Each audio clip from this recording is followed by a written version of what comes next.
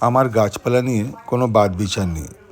যদি কোনো গাছ আমার ভালো লাগে, দেখতে ভালো লাগে, সে চিনি আর নাই চিনি তাকে আমি নিয়ে আসার চেষ্টা করি বাড়িতে।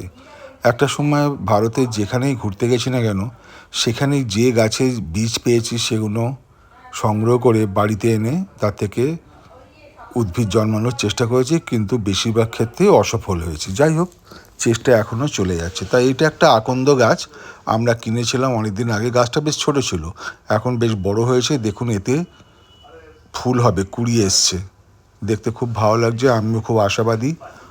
আকন্দ হচ্ছে এমনই একটা গাছ যেটাকে খুব একটা আমরা যত্ন করি না, সাধারণত ঝোপঝাড়ে হয়ে থাকে। আমাদের এদিকে এখন বিশেষ দেখা যায় না। যাই হোক, আমি একটা নার্সারি থেকে এনেছিলাম। এখন গাছটা বড় হয়েছে। এটা আপনারা তো দেখেছেন, খুব কমন গাছ, ঝোপে ঝাড়ে হয়, কেউ বাড়িতে যে খুব একটা যত্ন করে পোঁতে তা নয়। যাই হোক, দেখতে ভালো লাগছে। ধন্যবাদ।